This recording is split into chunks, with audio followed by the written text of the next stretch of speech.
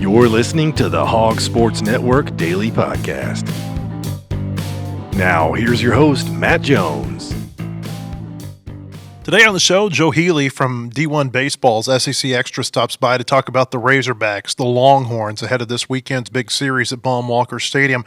We'll also talk to him about what's going on at Mississippi State and everything else that's big news in the league. Christina Long will also stop by the studio, and we'll talk about what Dave Van Horn had to say about playing Texas this week. But first, a word from Kendall King. At Kendall King, we're proud of over 4 decades of design. We're continuing the legacy of great creative design by combining our brands of Kendall King, Soapbox, and Shopcart. Together, these brands represent a new focus in marketing design, with individual attention to specific areas. Through our design expertise supported by a team of talented professionals, we showcase our best. We are Kendall King, we are Soapbox, we are Shopcart, we are design.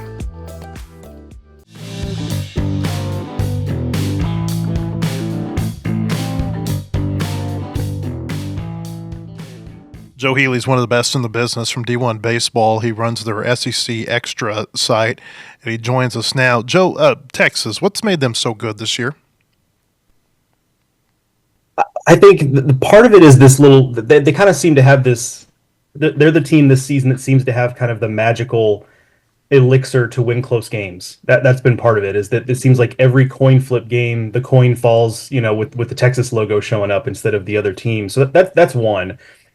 Two is that their pitching staff has been excellent. They're in SEC play. Their ERA in conference competition is a run and a half better than anybody else in the league. So far and away the best pitching staff in SEC play. And we could talk about where they're a little bit vulnerable. That the pitching staff is not the deepest pitching staff that we've ever seen, but they have 5 guys they really trust. They have 6 or 7 they at least kind of trust, and those guys have all been really, really good. So those are the 2 main things. I think it also helps that it's a veteran position player group. Not the most dynamic offense, not the most physical offense, and they're short a player because Max Ballou, their best hitter, is out for the year.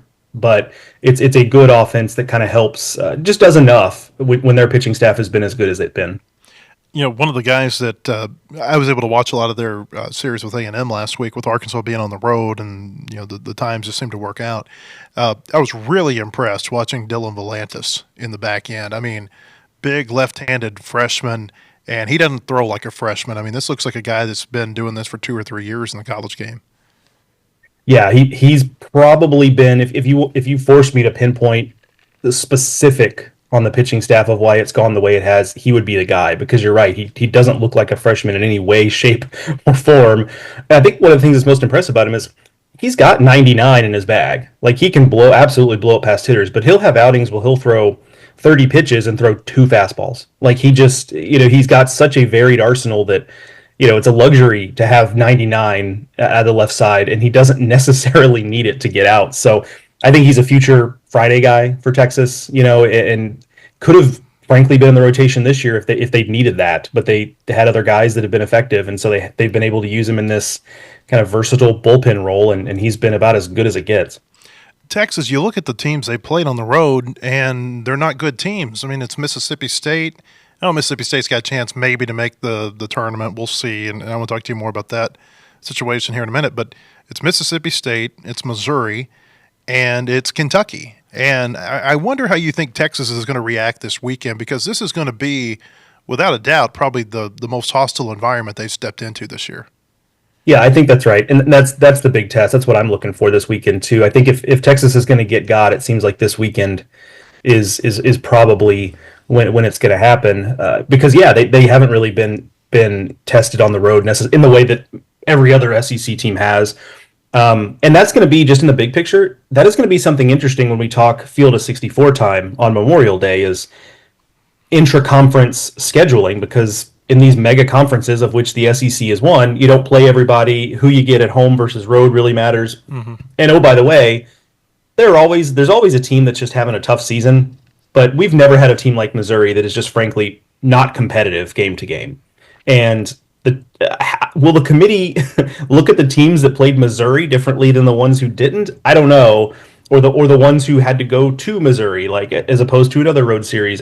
I don't know that, but it is an interesting situation, because there is this albatross in the league of a team that is just not on the level of everybody else. You think Missouri goes 0-30? Unfortunately, I think I would give it a better than 50% shot, honestly. They were going to struggle to begin with. The roster's not particularly good, but then they've also been just ravaged by injuries, and so they they don't have the high end skill or depth, or they're just. It's not just they're going with a knife into a gunfight; they're going with a knife into nuclear warfare. Is essentially what I've compared it to. So, tough season there for the Tigers and what's been a kind of a tough existence in the SEC. This is two times now in the last 4 years that Jim Schlossnagle's gone into an SEC program and had a huge year-over-year turnaround. He did it at A&M in 22, and now he's doing it in Austin. Is this a byproduct, and maybe it's multiple things, Joe? Is it his coaching ability? Is it his reputation and his ability, and maybe this is a byproduct of what's going on with the game now? Is it easier to turn these types of programs around year over year than, say, 5-10 years ago, you think? Yeah, it is. Just the player movement makes that the case. And if you're someone that has Schlossnagle's cachet, it makes it even easier because, players want to go there. At least some subset of players want to go there because the guy wins and they know that he's going to win. Now, it helps in this case. This was not the case at A&M, but it helps in this case that most of the Texas players who could come back came back. And so there was a level of continuity on this roster that you don't typically see with a first-year coach in a new place. So he did have a little bit of an advantage there, but I think you're right to kind of look at that and wonder, how he pulls it off because it has been pretty impressive. I'd say the other thing is, and this might sound like a criticism, it is absolutely not. Like Jim Schlossnagle is not interested in anything except how to make his team better and how to win games. Like he's not the warm fuzzy guy. Like he's not a character. He doesn't have a ton of personality. He's not particularly chummy with his players or anything like that. He's not any of those things. The dude just wants to win, and so he's laser focused on doing that at the expense of a lot of other things, and that's an effective approach. So it is a combination of things, but certainly his ability to just know exactly what you need to do to put a winning product on the field immediately is a big part of it. One more on Texas, then I want to ask you about the Razorbacks. This pitching coach, Max Weiner, he was with him at A&M last year. They were phenomenal on the mound, and Texas is this year too. The coaches that I've talked to about him, they just rave, and they say that this guy has really ascended quickly to being considered one of the very best pitching coaches in the business. How long do you think they can hang on to him before these programs that have head coaching vacancies come calling? Well, that'll be interesting because on paper you'd think, man, it may not be long because he is a rising star in this business. But the other part of it is, being a head coach has never been more different than it is now from just being a coach, right? Like it's so much CEO stuff, it's so much roster management stuff, all that stuff.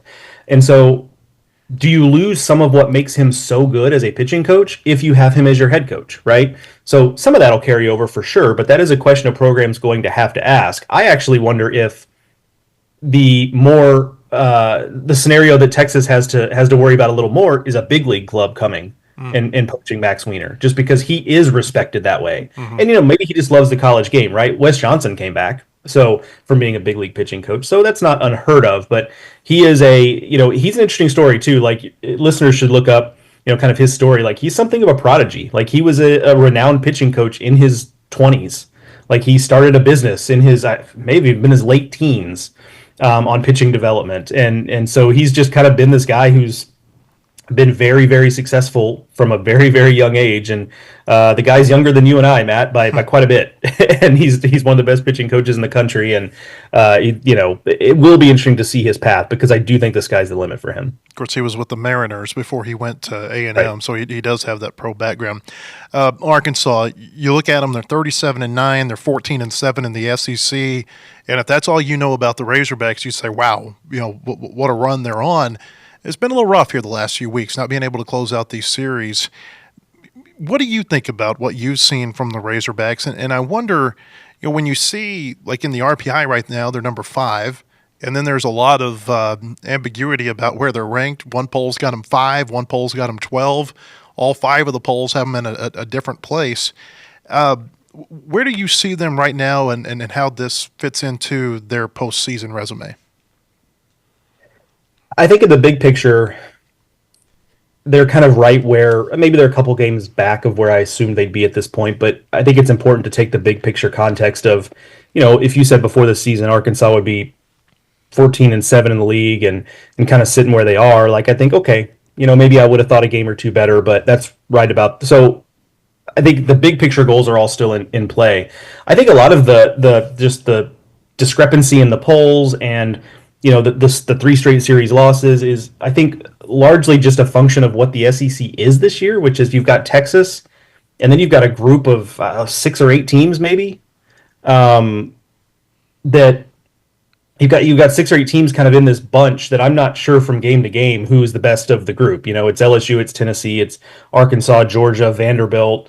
So I think that's just kind of a function of what it is. Where you look at the Georgia series, that's a perfect example of. I actually think I was at that series. I think Arkansas was the better of the 2 teams in the field that weekend. But Georgia hits a walk-off home run and wins another close game. And voila, like there it is, a series loss. So I think that's kind of what's happening here. So in the big picture, I don't have any major concerns. All the big picture goals are still in play. I still think it's a team that plays home baseball in June, but certainly a team that it has not been as smooth sailing for as I assumed it would be once we put them number 1 before that Georgia series, and I kind of thought that hey, this team is going to be ascendant and. I liked them to win the SEC, and it hasn't been that. But within the context of our preseason expectations, I think they're still right there. When 14-7 this time of year, in a lot of years, you're right in the thick of the SEC race. But right. What Texas is doing is historic. There's only 2 other teams who've had 19 wins through their first 21 games: Tennessee in 22, Vanderbilt in 13, and obviously those are 2 of the great teams that have ever played in this conference. For the Razorbacks, you mentioned you think they'll be playing home baseball in June, and there's a lot between now and Memorial Day when the selections are made. They play Texas, and then they play LSU, and they play Tennessee. I mean, this is as tough of a 3-week stretch as I think anybody's going to play all year long. How do you think this might go for them, knowing that they've got a couple of these at home? Yeah, I think it's knowing that we got a couple at home. You're looking to go 5-4, like that's kind of the long and the short of it. And if you do that, I think you're in top 8 range. The RPI is not going to go anywhere. So if you're a Razorback fan, now don't take this to the bank.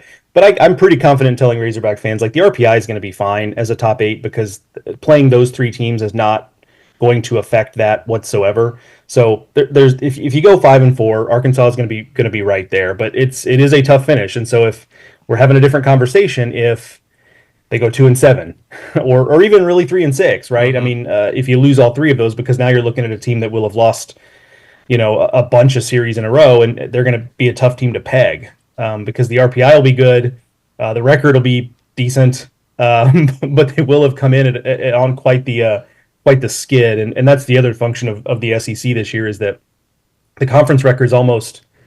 I don't want to say they don't matter because they will to the committee. That's Joe's opinion, but they seem to be kind of divorced from the RPI rankings and what have you because the league has been so good because you added Texas and Oklahoma and they've been value adds to the league as opposed to being drains on the league. Vahiva Aloy, where do you think where does he stack up in the Conference Player of the Year conversation? Because I would think he has to be in it.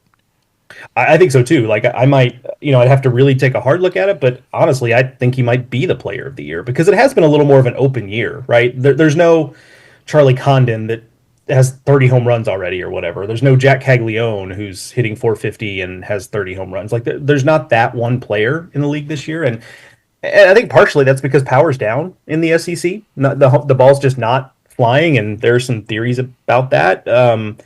Like the baseball may be a little bit different than what we've been using the last couple of years. So I think he's right there. And I'll say this, like we're working on a straw poll for Golden Spikes here at D1Baseball. Like just pick your top five players, and we haven't released the results of that yet, but Vahiva was on my list. So, I mean, he's not just an SEC Player of the Year discussion, but he's in the National Player of the Year discussion with guys like Alex Lodis from Florida State. Like that's kind of the level he's on right now. Yeah, and I was thinking about this. And you probably do too. I vote in the Hauser Trophy, which is the other National Player of the Year, and those ballots or I guess the first round of those ballots are going to be coming out pretty soon. it's not as easy this year to find, like last year it was like, okay, you got Charlie Condon, you got Jack Caglione, you've got Hagen Smith, you've got Travis Bazana. There were a lot of just very, choices to put on that ballot. I don't feel like it's that way this year. Yeah, I totally agree. Like last year, to your point, you could have submitted a ballot with any of those four names on it, and no matter, you could have submitted that ballot now with one of those four names on it, and it still would have looked like a solid choice. Once everything was wrapped up, there really was no wrong answer there. And this year, it's, I would use an example of Iva Arquette, who's playing at Oregon State. Like he, was kind of in that mix, but I was here in Oregon over the weekend, and he had a really tough weekend against the Ducks, and all of a sudden, his numbers have taken a hit. So right now, it does feel like it's sitting a little bit on a razor's edge, where one bad weekend, could really, or one great weekend on the other end of the spectrum, could really change this race. Mississippi State, they fired Chris Lemonis this week. Maybe a little bit surprising, not because it's surprising, I think, in the sense, Joe, that they were still a tournament, but a team with tournament potential this year. They're not totally out of it by any means. You look at what they've done since they won the championship in 21, and it's been an obvious fall off the cliff. But why do you think it went wrong for Mississippi State the way it did? Because really, there just aren't a whole lot of teams out there that put more resources into baseball than they do in Starkville. I think some of it comes down to coaching style. Chris Lemonis is famously a player's coach. Players like to play for him. There's kind of a reason why, even when it was going bad, you didn't tend to hear a lot of, even off the record or just in whispers, like really negative things about that locker room or about that program culture or anything like that. Players like to play there, but you do need a strong locker room to pull that off. And when you look at the team that won the national title, you had guys like Jake Mangum and Elijah McNamee and Ethan Small and guys who had been around the block a time or two. And oh, by the way, a team that had dealt with the drama of Andy Cannizaro, and then he got fired, and then Gary Henderson got him to Omaha as an interim, and then Chris Lemonis comes in. Like, that's a lot for a team to deal with. So I think that was a particularly close group that won the national title. And then the roster turns over after that, and I just don't think there's been that same kind of core leadership on the roster and guys who thrive under that kind of more hands-off player-led culture, a player's coach kind of situation. Now, that's not all there is to it. I also think that in this era of college sports, roster building is just different. They continue to recruit at a fairly high level, but look at the players who have gone in the transfer portal to Arkansas and Tennessee and LSU and to some extent Georgia, and then look at Mississippi State. And they just weren't necessarily fishing in the same pond in terms of the player. Now, they've had some nice players come in via the portal, but they haven't had those game-changing superstars at least not on the level of those other teams. And so I think that's a part of this too, and it does beg the question of, will they be more of a player in that pool moving forward with whoever their next head coach is? They shoot the moon. Who do they get? I would say Brian O'Connor at Virginia. Now, I think people might be a little bit surprised to hear that as an option, given that he's so entrenched at Virginia. He's been there 20 years. He goes to Omaha all the time. They won a national title. But I think he's ready for a new challenge. My buddy Kendall Rogers has reported that he was really involved with A&M last year before they ended up going a different direction. So he's kind of, I think, ready for a new challenge, ready to try something a little bit different. I think also ready to be at a place where I think he gets a lot of things at Virginia, but I think he's ready to be at a place where a program is ready to just kind of open up the war chest for him.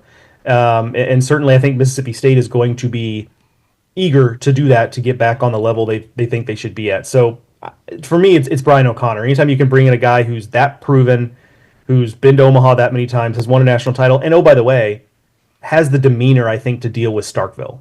That's a fishbowl. The baseball program is under a hot spotlight.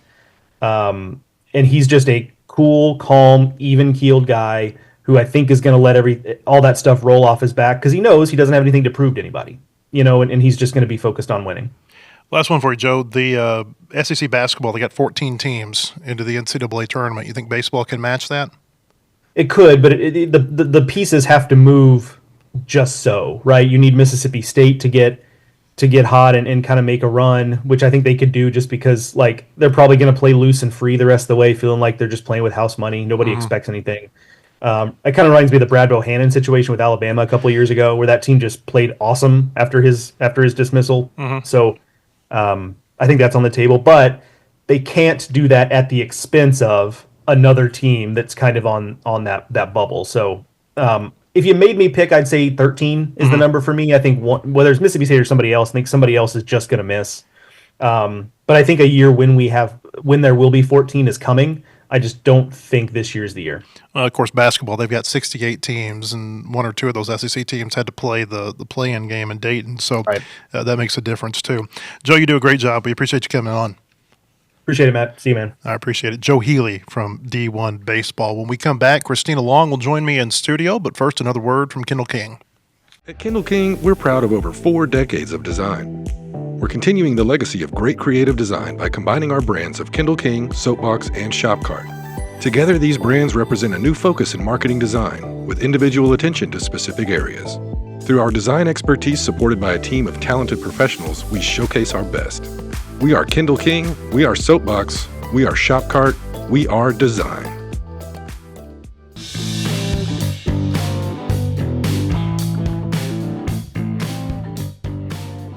Hey, welcome back. I want to tell you about our friends at Bentonville Glass. They've been serving their community since 1971. Committed, professional, versatile. If you are looking for a quality leader in Northwest Arkansas or looking for skilled craftsmanship, look no further than Bentonville Glass for all your glass market needs with the highest quality products. You can come by and see them at 507 South Main in Bentonville or online at bentonvilleglass.com. I'll tell you, too, you can get the latest breaking news on all Razorback sports at wholehogsports.com. Most in-depth source for all Razorback sports with analysis, latest in recruiting, unique stories on all your favorite teams. Subscribe today at wholehogsports.com. Christina Long is here in studio with me. She just wrapped up listening to Dave Van Horn preview Texas. The big takeaway, I guess, Christina, is that Carson Wiggins, initially, the tests are no tear in the elbow, but further testing is going to be needed. Right. So it was funny the way that he phrased it. He talked about how the first MRI that he had earlier this week was positive, and then we followed up with, okay, positive as in good news or positive as in positive for a tear? And he said there's no tear. So positive as in good news is what it seems. So if you hear the clip from Dave Van Horn somewhere and you hear him say positive, he means good news. It was kind of confusing. It was very funny. But so, yeah, he said that he will have another test today using that dye. It's that contrast MRI, which you mentioned that I think it was Dylan Carter. Yeah, Dylan Carter had the same thing, and it was a similar deal. First MRI said no tear, and then they got in there with the dye, and it's a more thorough, it's a better look, and that revealed that he did have a tear. So could be a situation like that. We probably won't get to find out until we talk to Coach Van Horn after the game tomorrow. So that's kind of the big update. There's a couple of other injury things. Logan Maxwell, he said, is going to be available this weekend, but he's not entirely sure about using him in the outfield yet. He said maybe we can pinch hit him a little bit, but it sounds like that is an issue and something that's kind of ongoing.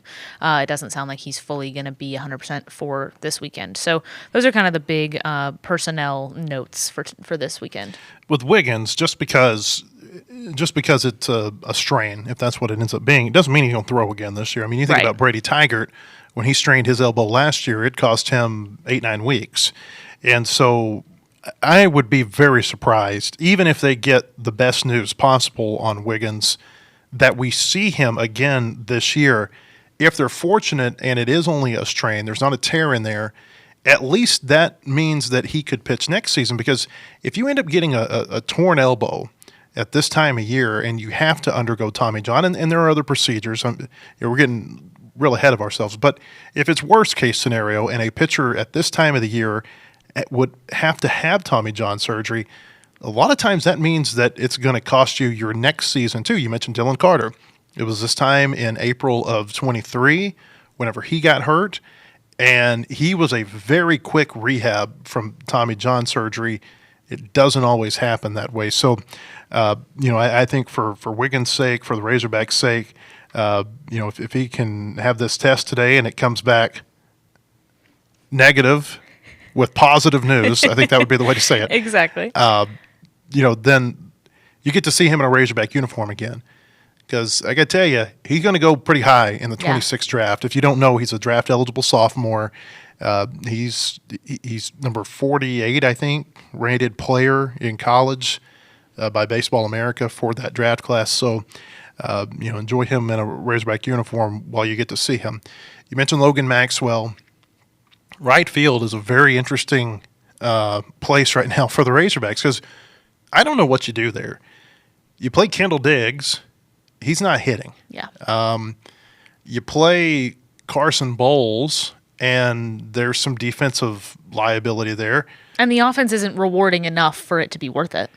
You play Cahill Aloy, right? I mean, they tried him out there in a midweek game. They said that he's gotten better from where he was in January, But February. does better mean serviceable? Does I better don't mean know. playable in an SEC game? He committed an error Yeah. in the one game that he did play during the midweek. Very interesting right now what Arkansas does with right field. And this is the way it works when you have got an issue in the field, the ball's going to find them. That's just how it works. Yeah. And so it'll be interesting to see what happens this weekend with that. Even getting Logan Maxwell's bat, and this is what's interesting. He says they may DH Logan Maxwell. Mm-hmm. They're not going to take Cahill Aloy out of the lineup. He said they might pinch hit him. Pinch hit. He didn't mention DH, Okay, but you said pinch hit. they've Okay. done that before. When he was early in the season, they just had him at DH, and then, but that was kind of before Cahill. Okay. We knew Cahill was what he was. Okay. So I think they might pinch hit him. Try to get him in where they can. But yeah, it sounds like he might not be good for the field. Okay, so I'm getting ahead of myself there. Anyway, right field. Yeah. Kind of interesting going into the series. I want to add another note. You mentioned injuries, pitchers. Hunter Dietz.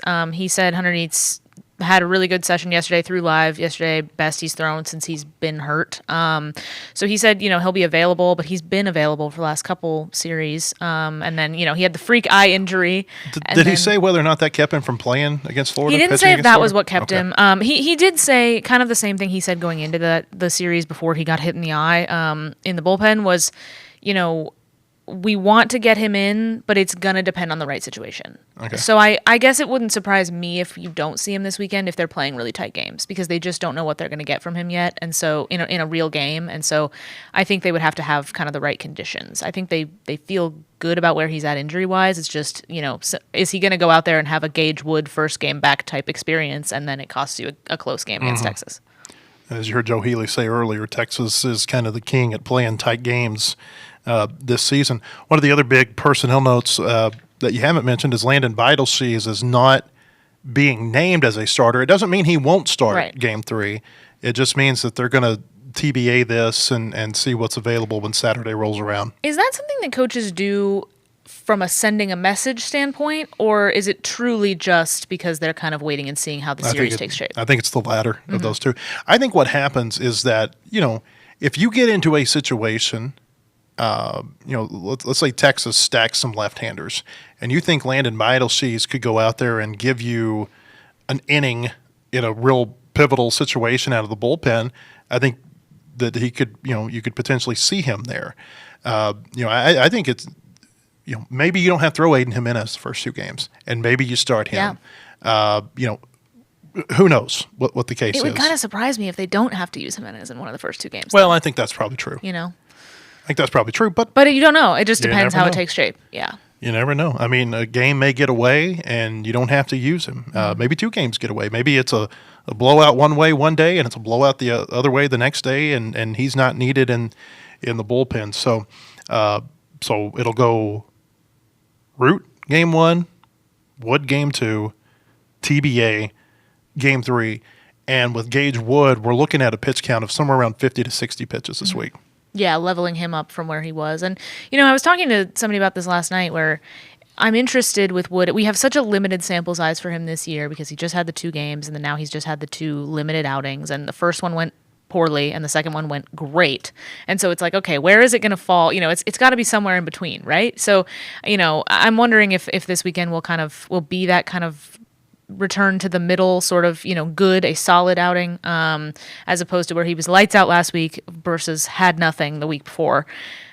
Is it going to fall on one end of the spectrum, or are we going to land somewhere in the middle with him?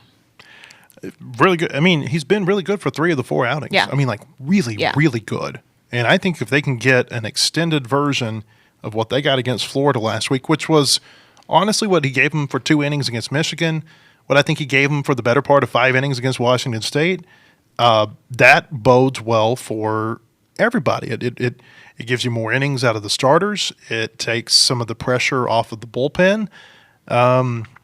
They need Gage Wood to be good. They need him to be good, and they need Zach Root to get back maybe to the level of pitcher that he was in March when he threw 7 innings against South Carolina and he went 7 2/3 against Vanderbilt. And I think, I mean, we've seen it. We've seen it from him, but he's got to get back to that point.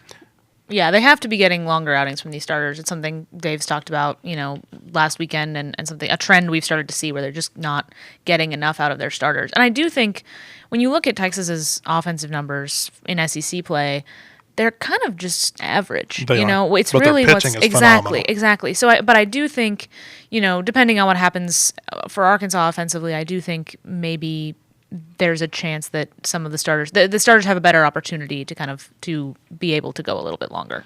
All right, I want to give you a chance to promote these stories that you're doing, this Faces in the Crowd series on our website. Yeah, so this has been really fun. It was just I don't really even remember how the idea started because I've done, I think, 7 of them now. So I've been doing this for 7 weeks, I guess. But it's been a really fun series of stories. I think really where it started was, over, I can't remember when exactly it happened, but it was before the season started when Camden Riley, who was a baseball fan that a lot of people knew, passed away. Mm-hmm. And I didn't know him. I didn't know his name well. But just after he passed away, he had cancer.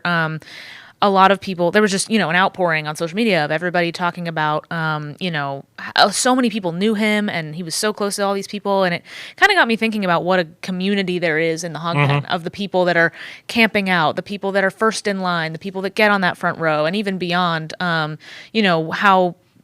what a community that is. And I was like, well, and you and I had talked in years past about, wanting to do a story on the flags that are out there and things like that. So I've always been interested in fan stories like that. And so kind of just got out there. I started with Christina Barnes, who is the girl who knits, because I knew of her before. She and my sister were in grad school together. So I knew who she was, and had seen her, with the knitting. So I started with her. And then really what has happened, I was originally going to do it with just one. I was going to do one the week of every home series. So that was going to be 5.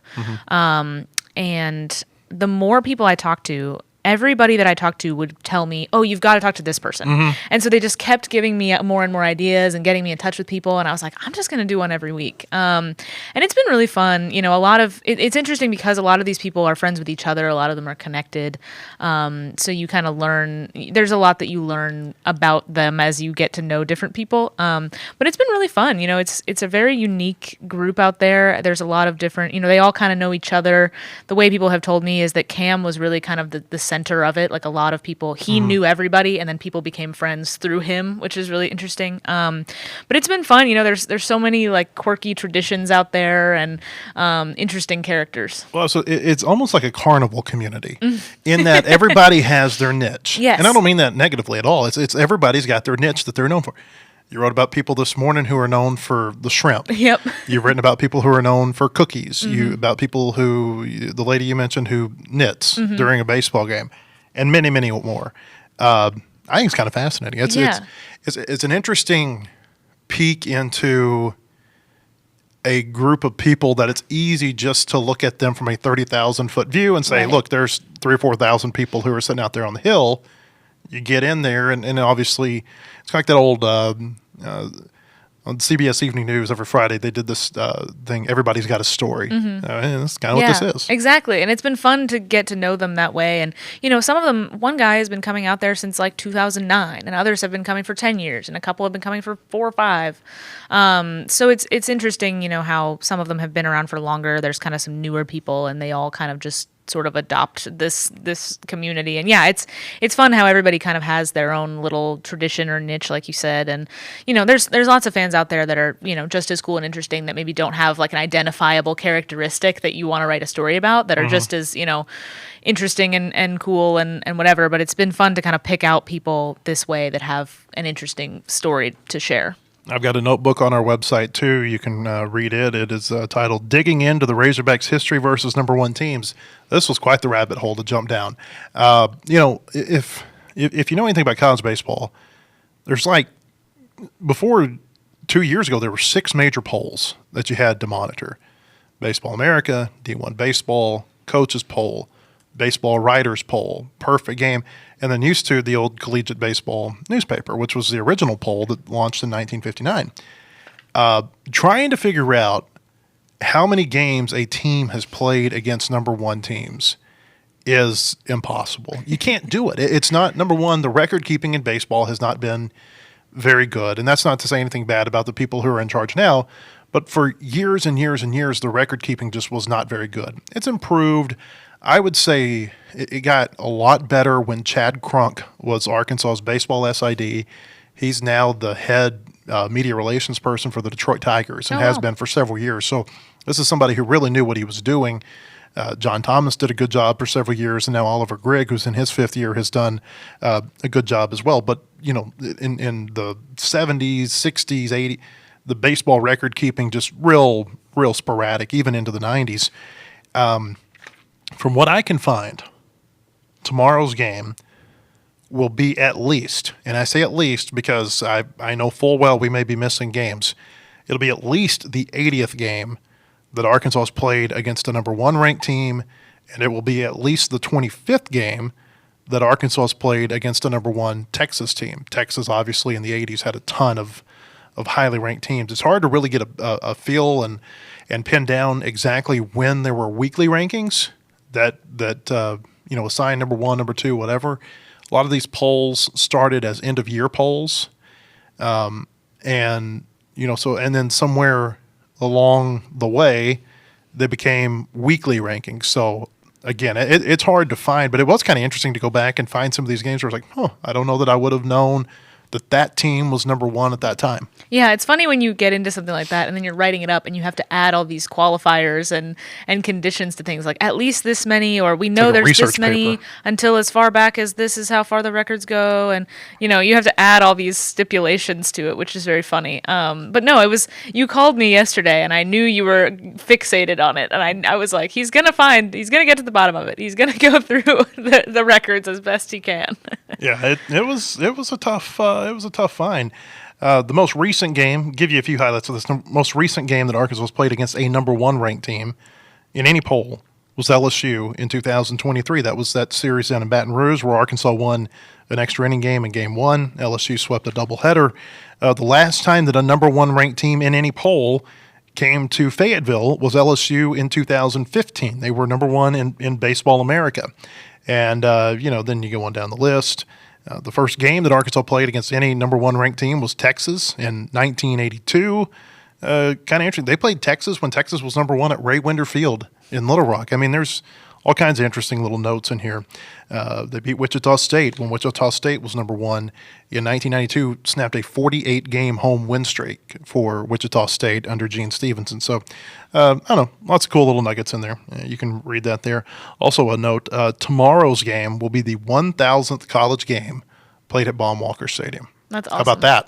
That was the thing I was really surprised that you found, because that's not really something that they keep up with in any public way. That's one of those when you've got too much time on your hands. You're like, I wonder. One day, this has been 2 or 3 months ago. Well, it was actually what prompted this was Arkansas won its 700th game at Baum in February. And so it's like, well, I wonder how many games they played there. And, you add it up. It's like, okay, well, they played this many. And then I thought, well, but there have been a lot of NCAA regional games that have been played there that did not include Arkansas. And so that's what this is. It's not Arkansas's 1,000th game at the ballpark. It's the 1,000th college game that's been played at the ballpark tomorrow night. It would have been a huge bummer if you'd done all that math and then found that they were at 1,002 or something. I've had moments like that. Not on the games, but I've had moments like that where I'm looking up something like, God darn, I could have had it. If I would have looked this up 2 weeks ago, I would have had some sort of neat note, historical, whatever. You got in just in time, this one. Yeah. I've got, I'm probably batting about 250 at that. I'll miss several. All right, Christina, appreciate you being here. You can read all of our Razorback coverage on our website at wholehogsports.com. Again, we appreciate Joe Healy from D1Baseball for being on our podcast today. Bubba Carpenter is going to be in studio tomorrow as we preview this Arkansas-Texas series at Baum Walker Stadium. Hope to see you on our podcast. Have a great day, everybody.